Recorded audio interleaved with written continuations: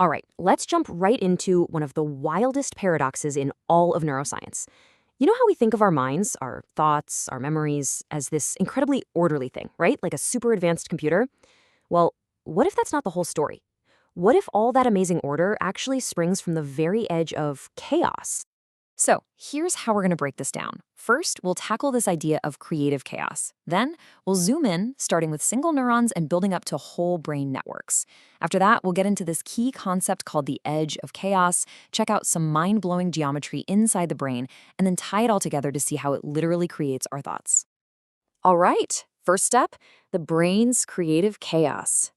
It's this huge paradox that sits right at the heart of how we think. We're all kind of raised on this idea that the brain is this perfect machine, right? A biological computer executing flawless code. But the truth? Well, the truth is way messier and honestly, so much cooler. And that leads us to this huge question. We see the brain as this orderly machine, but what if its greatest strength, its real genius, comes from chaos? I mean, think about it. What if all that messiness we assume is a flaw isn't a bug, but the most important feature? What if that static, that background noise, is actually where brilliance is born? Here's the key takeaway. The brain is a self-organizing system. It's not about being totally random, and it's not about being perfectly ordered. It has to exist in this incredibly delicate balance between the two. The tightrope walker analogy is perfect here, right? Too much rigid order and you're stiff, you can't adapt when a gust of wind hits, but too much randomness and you just fall. The brain lives in that sweet spot, that perfect tension, constantly pulling order out of a storm of possibilities. That's what makes it so incredibly flexible and adaptive. Okay, so to really get this, we've got to see how it works at every single scale.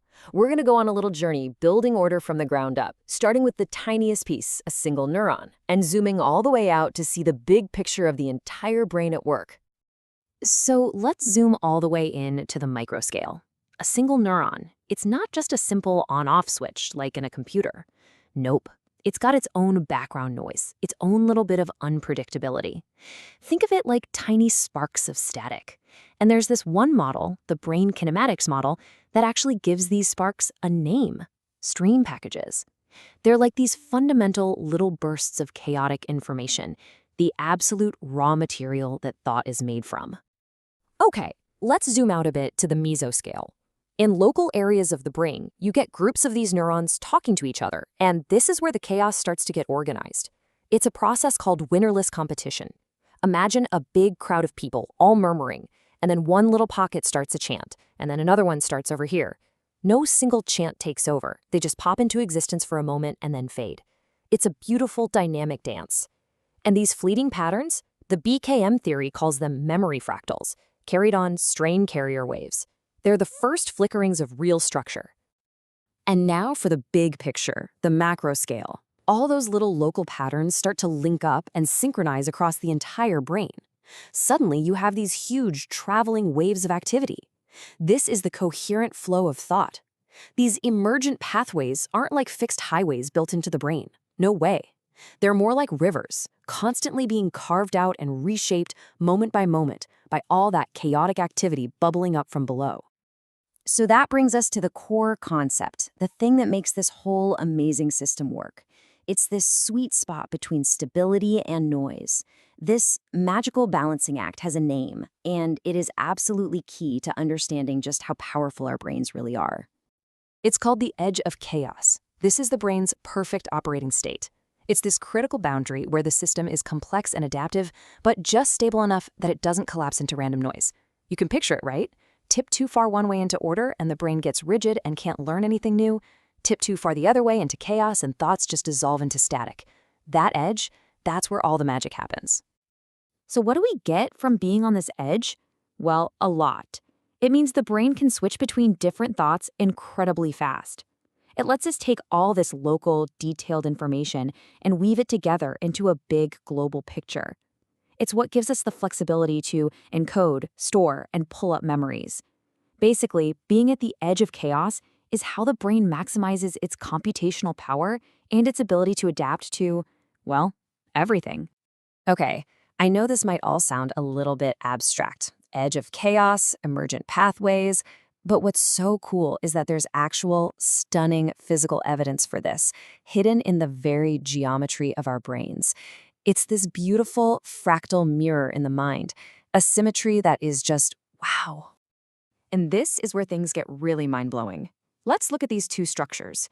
You've got the cortex, that's the big player, the global field for reasoning and perception.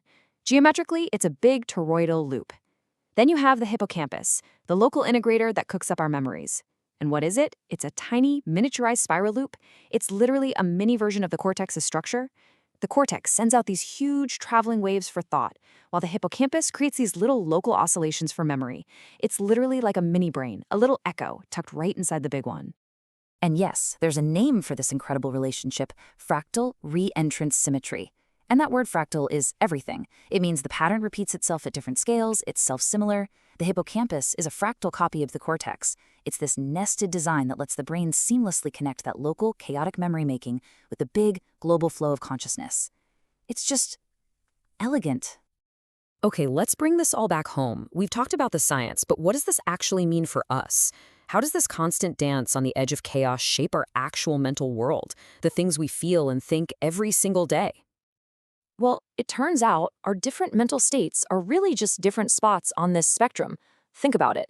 When you're doing some hardcore reasoning, like a math problem, your prefrontal cortex clamps down, pushing everything toward a more linear, ordered flow.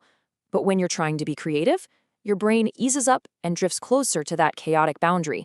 That's where you get those new, surprising connections between ideas. And memory? That's the hippocampus diving into chaos to explore possibilities before it stabilizes a pattern and stores it.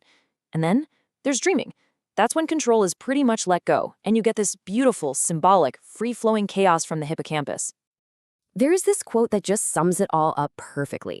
The brain is a balanced choreography of instability and synchronization, reflecting the deep continuity of brain function and mind emergence. I mean, how great is that? Not a machine, a choreography, a dance. And it's out of that dance that the mind itself just appears. Which leaves us with one last, really big question to chew on. If our thoughts, our memories, our dreams, if they're all just born from this incredible dance on the edge of chaos, what then is consciousness itself? Maybe it's not some thing that we have. Maybe consciousness is just the pattern, the beautiful, fleeting, ever-shifting result of chaos finding its own temporary order.